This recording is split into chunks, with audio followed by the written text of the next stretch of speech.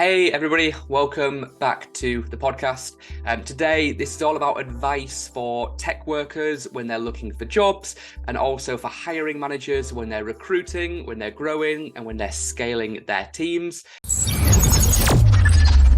The Alfie Whattam podcast. I'm joined today by Lauren Sears, who is Senior Talent Acquisition Specialist for Wushu, which is a UK gaming studio. Lauren, thanks for coming on, and thanks for your time. Thanks for having me, Alfie. Yeah. As you just said, I am currently at Wushu Studios. Yeah. Prior to that, I worked for a fintech. Essentially just been doing recruitment and wider HR for quite a few years now. Okay, awesome. Well, thanks for coming on, and thanks for your background. So let's delve right into it then. So a lot of people that watch this podcast are working in tech. They're software engineers, they're designers, they're testers. They have a number of different technical roles, and they're trying to write a CV. And the first step really of job searching is to get a good CV together, so then you can try and get some interviews. Okay, so you've probably looked at thousands of CVs when recruiting for different roles. You know what works, you know what red flags to avoid, the good, the bad, the ugly. It's quite an open-ended question, Lauren, but what would sort of be your tips, your recommendations, sort of your top advice? If someone's putting together a CV as a developer, as a tech worker, what would you recommend they do? What would you recommend they not do? What would be your thoughts and recommendations when it comes to CVs? I think it's pretty general advice across the board, not just for tech, but there are obviously everyone's got their preferences with regards to hiring managers, or different companies prefer, do this. So there's no one size fits all, but I would say as a general rule, try and be concise. Don't just list out your job description. We generally, these titles are pretty similar across the board. We probably know what it is you do day to day. Try and do things in date order. So most recent at the top. That's always a bit of a pain when you've got to scroll and you're like, I can't figure these dates out. If you look into the amount of time that recruiters on average spend looking at CVs, it's impeccably small. It's very short, quick amount of time that they spend on each one. So just have that in mind. Try use bullet points if you can. Summarize any achievements. If you've got figures, that was always great to back up. We delivered this project, or we've got this many clients, or just having those metrics to back that experience up. But yeah, I'd say generally those. Try and avoid any sort of jargon or sort of abbreviations that people might not know outside of your business, because we're just going to be like, well, what, I don't know what that means. Yeah. But I'd say, generally there's just a few tips there just to try and make it easy for everyone. No, that definitely helps. So just to reiterate, be concise. Nobody wants to read a 20-page CV. Like you say, we don't look at CVs for long. I think on average, it's like less than 10 seconds before you make a decision on if that person's worth an interview. So if you can't get them interested, get them hooked, get them excited right away, then, less is more when it comes to CVs a lot of the time. I love your advice there around achievements over recommendations. I often say on a CV you want to make like bullet points, bragging points, in a humble brag way.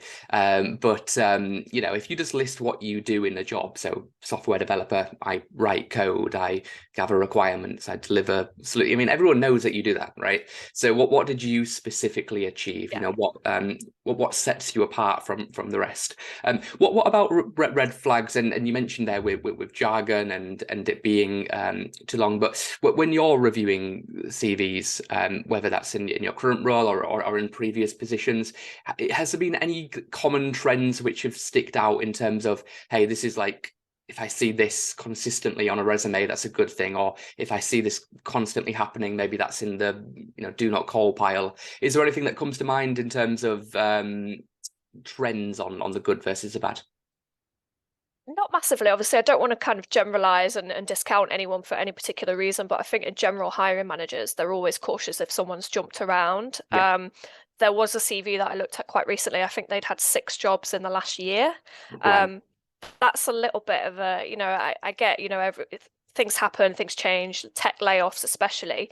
But if you've not got anything in your CV to suggest, this was a short-term contract or this was a layoff or whatever, you are thinking to yourself, why are you jumping around so much? If you're moving job every couple of months and you've not specified this is a contract role. Because obviously, if you are doing contract work, put that down just so we're clear that that's the type of work that you've done before. Gaps as well is a little bit of one that people are always going to ask about. So if you know that there's a gap somewhere, you don't have to go into much detail. If it's something personal, maybe a family member needed care or something, just put personal career break or maternity leave or paternity, whatever, just put a little sentence in to say this is what this period was, because guaranteed that it's the first question anyone's going to ask you. What were you doing between X and X date? So yeah, just try not to make it into a big thing. If you put something there, career break, personal development or traveling, just anything. And then, we don't have to have a conversation about it if you don't want to. So I'd say those as well.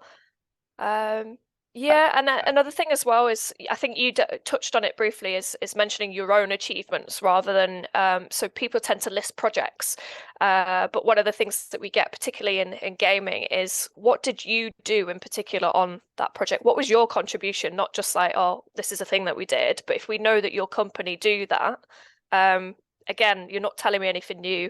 I want to know what your personal contribution was to that.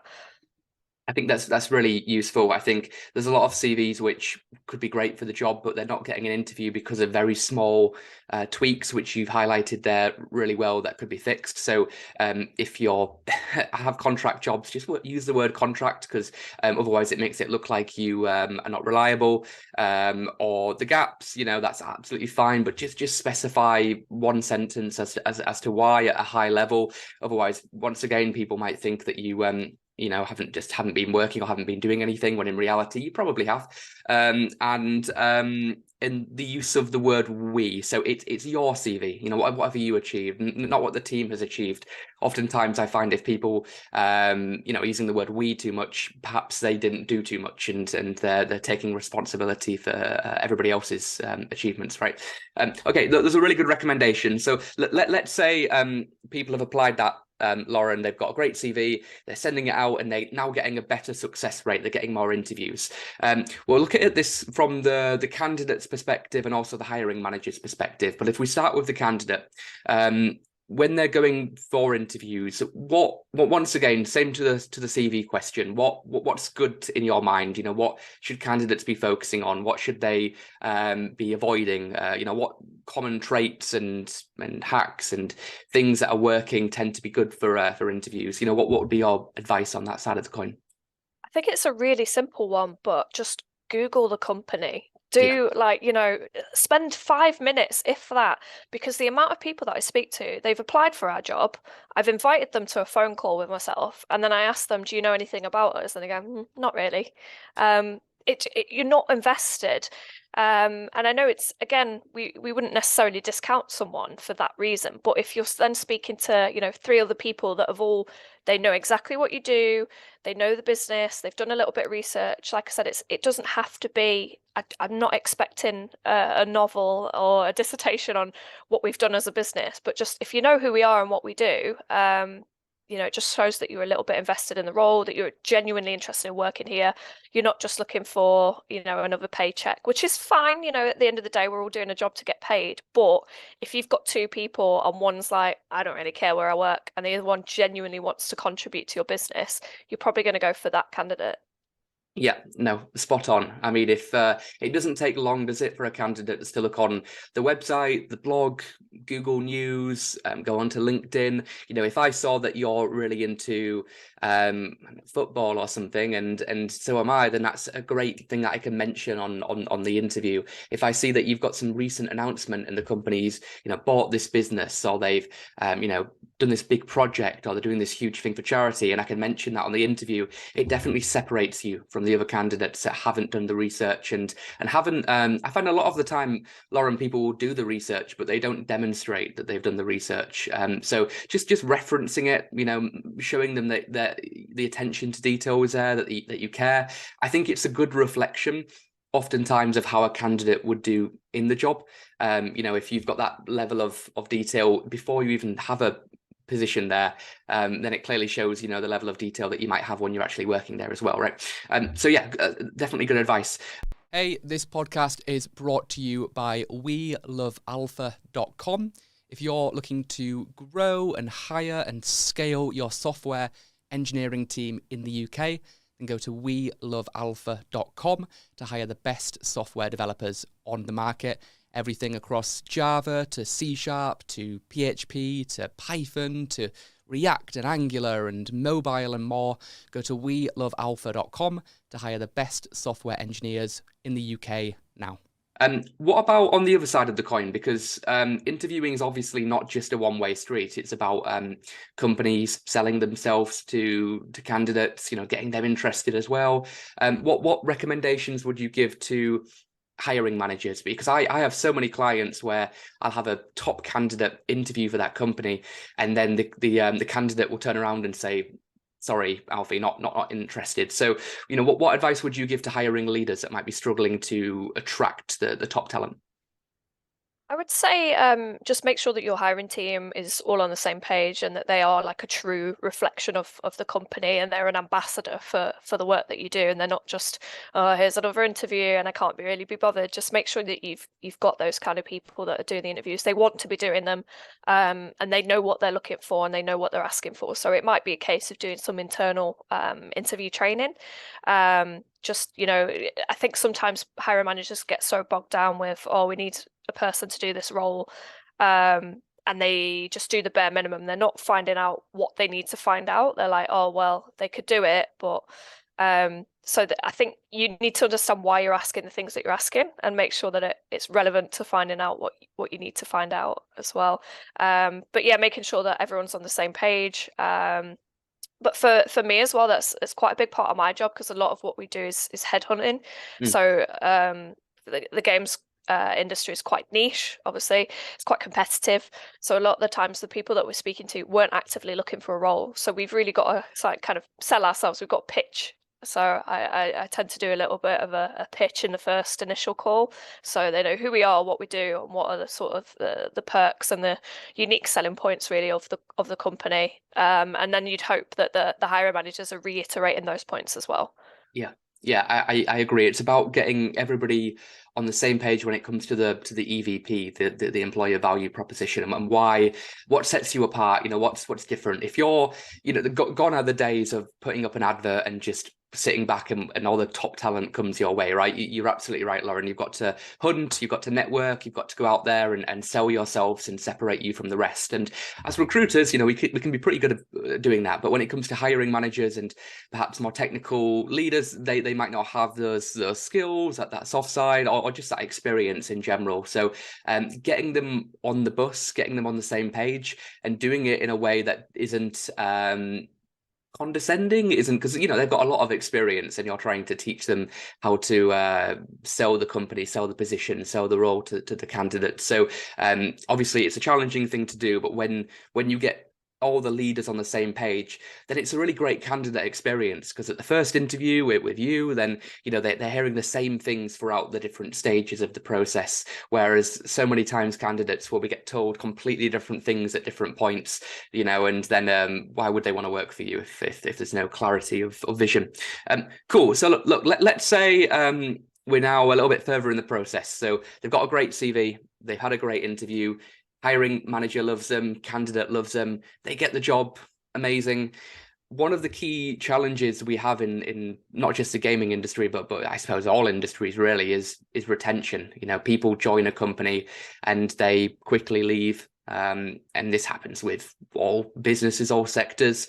What do you think companies could do, I suppose, more to increase retention, to build better cultures, to keep people happier, to keep people longer, to let people grow and advance and want to work there? Recruiting takes a lot of time, it takes a lot of money, and the last thing that you want to do is hire somebody and then they leave after a couple of months. So what advice would you give on the side of retention, I suppose more for companies, but what would your thoughts on that be? Yeah, absolutely. I'm quite lucky at Wushu. The people, the attrition rate is next to nothing. So we are really lucky in that regard. But it has definitely been something that I've seen in the past, and I think with tech companies at the moment, I think there's a lot of panic about layoffs and stuff. So I would say transparency is key, and also trying to make sure that you don't just forget about those employees once they've been onboarded.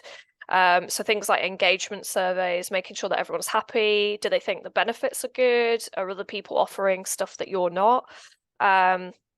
So yeah, just making sure that you're regularly checking in with employees, and they're not just, you've hired them now, we forget about them. So things like, performance reviews, do they have monthly one-to-ones? Are you checking in with them, not just about the work in general, but are they happy? Are they genuinely happy where you are? Is there anything that you could be doing if they're not happy? Are they getting progression opportunities? Are you clear about the progression opportunities? Are you making sure that everyone knows what's available to them as well? That's a good point around one-to-ones, not just for the sake of business. I often find when I'm speaking with my team, I'll go, "Hey, how's it going?" And they'll immediately start giving me some business update in terms of sales or whatever, and I'll go, no, how are you doing? What's happening with life? What's happening with the weekend? What's happening with the missus, etc. That it's not just about winning minds, it's about winning hearts as well, and keeping people engaged on a personal level, not just a professional level. Love what you said around engagement surveys. That's something that a lot of companies don't do, which they probably should start doing. Anonymous feedback works really well. People will often not want to tell you what's good, bad, or could be changed, but if you just do like a survey monkey and ask some questions to everybody, you'll usually get a pretty good response on some ideas for improvement. And then I love the idea of comparing benefits, benchmarking that to the competition. It's always changing, so if you're not being competitive and staying up to date with what the market's offering, then you're going to get left behind if you're not constantly reviewing that and making it a priority. I also find that when companies talk about like their top benefits as we give 25 days annual leave, or we give free fruit in the office, or some like fake benefits, it kind of shows that if those are the top benefits that they pay for their bank holidays, then they're probably not thinking about ways to reward and recognize and take care of their team if they don't actually have something solid in place. So it's really good that you mentioned that. Okay, one thing that's and I know that's something that you're quite passionate about is, I suppose, diversity and inclusion and equality, and not just building out teams of, dare I say, like straight white males, right? Because that tends to be a lot of the time what happens certainly in tech. So what recommendations would you give to companies in terms of trying to get more diversity, and diversity of background, diversity of race, of gender, of thought, of neurodiversity? What would be your perspective from that side? I think you need to treat it as a more holistic approach rather than just a box ticking exercise, because if you have that mindset of right, we need to get more women in tech, and you hire a bunch of women, but then their culture's not very welcoming, it's not very open, then you're not gonna retain them. Or if people feel like they've been a diversity hire for whatever reason, the culture's not very inclusive. So I'd say it needs to be a whole company effort, rather than just, oh, it's a HR exercise or it's a recruitment exercise and then the work stops there. It's never finished. I would say it's never, oh well, we've completed diversity now because we've got X amount of this Sure. ethnicity in the organization. It's not just a box ticking exercise. You need to really show up and mean it, and make sure that those conversations are ongoing as well. Like you mentioned, neurodiversity come to the forefront as well. Being more inclusive, being more accessible. I think remote working has helped a lot on that front as well. And there's a bit of a worrying trend now where a lot of companies are trying to revert back to completely office based, but then it does stop being as inclusive. So just being mindful that there's not a one size fits all. You need to look at all of your policies, all of your procedures. Are you and also have spokespersons. So one thing, we've not done it yet, but we are talking about getting some employee resource groups together.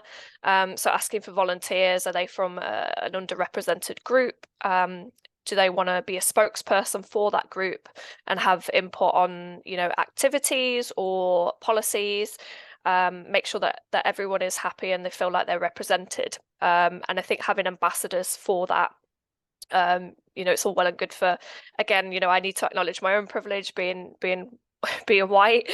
I can't sit there and go, well, I've done this and I've written this policy and this is what I think. You need to get everyone a seat at the table so that they can have the input as well. But yeah, I'd say they're all good starting points, and also getting together metrics as well. We're in the process of doing that at the moment. It's something that we've not monitored previously, but we've come to realization if we don't collect that data on diversity, how can we measure our success of any initiatives? How can we measure that we are inclusive? How can we improve on those areas? So I'd say try and get some data together as well as a starting point.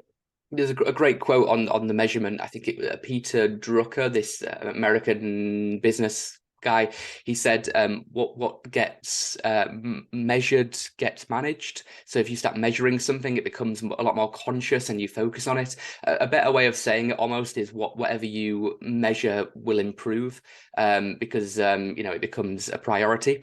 I love what you said around ambassadors. I work with a couple of companies that have really started to do that a lot in 2023, where they have a BAME community lead or a women in tech community lead or etc. And those individuals can be involved in the interview panels when bringing on new members of staff that match that background, because it obviously helps people feel included and shows that that's something that's a priority to that organization. If you're a woman in tech and you're interviewing and you've gone through 5 interviews and every single person's been a man, it doesn't have the same connection as it does if you have somebody from your background and your character that can offer that input. So I love what you said there. Remote working is something that you touched upon a second ago, so let's finish with this.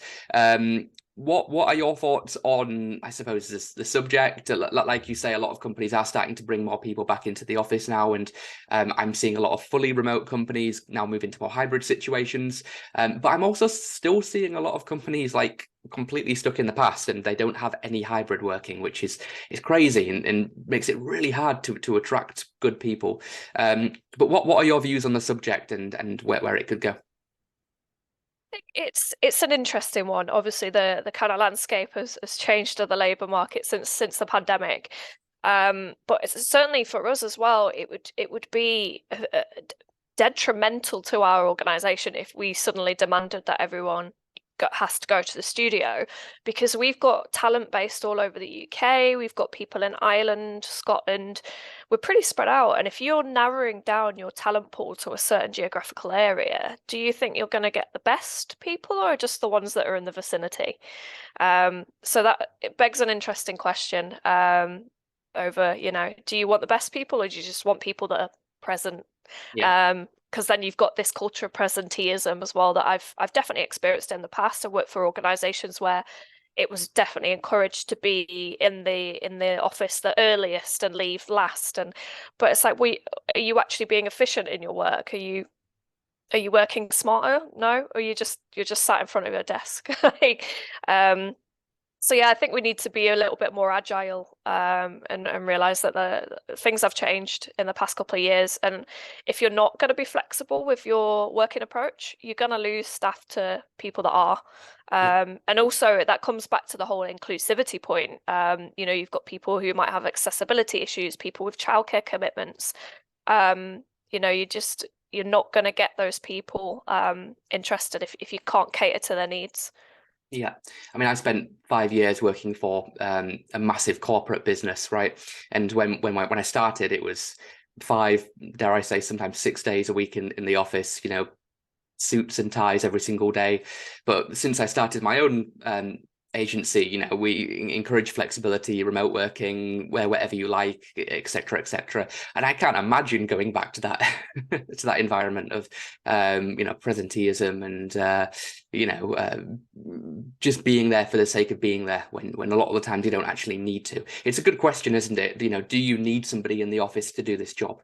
And I think there's definitely benefits of getting together as a group. I think that's really important for culture, for team building, for brainstorming and ideas. I think those things do work better in person, but a lot of the time you don't need people in the office together for everything. There is especially in tech, you know. Yeah, absolutely, in tech especially. I mean, it's a person with a laptop most of the time, exactly.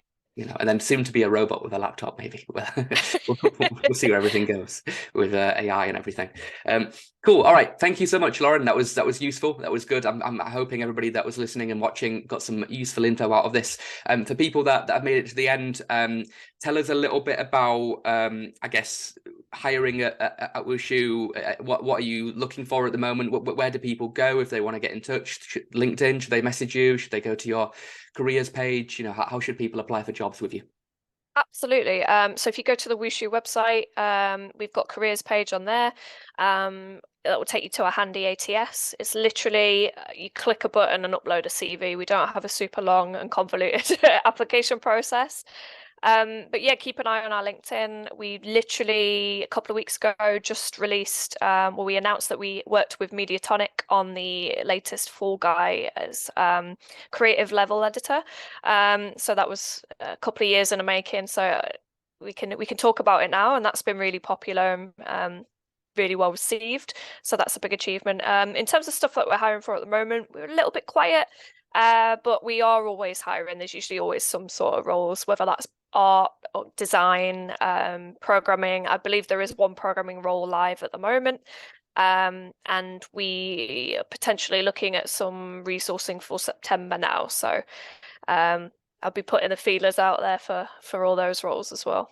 Awesome. I haven't tried the level editor, but I love Fall Guys. I mean, everybody loves Fall Guys, right? It's a great game. But I did see an announcement around the Forge mode that had been released on LinkedIn, so that does look pretty cool. And then in terms of the programmer, do you know, because that is most of our audience, do you know what type of tech stack and what types of developers, programmers that you look for, so the right people can apply?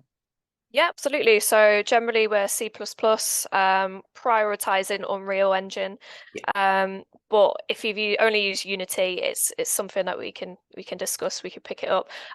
With us being a code dev studio as well, it does depend on the client. So we have to be a little bit adaptable. Yeah. If a client's using their proprietary in-house engine, we've got to kind of just use what they're using basically. So, but I would say, yeah, the preference is for Unreal. Okay, cool. Awesome. Well, thanks for coming on. Thank you to everybody for watching, and I'll see you next week on the podcast. Thank you. Hey, thanks for watching this podcast. Make sure that you like, subscribe, follow, comment, etc., etc., and I'll see you in the next episode.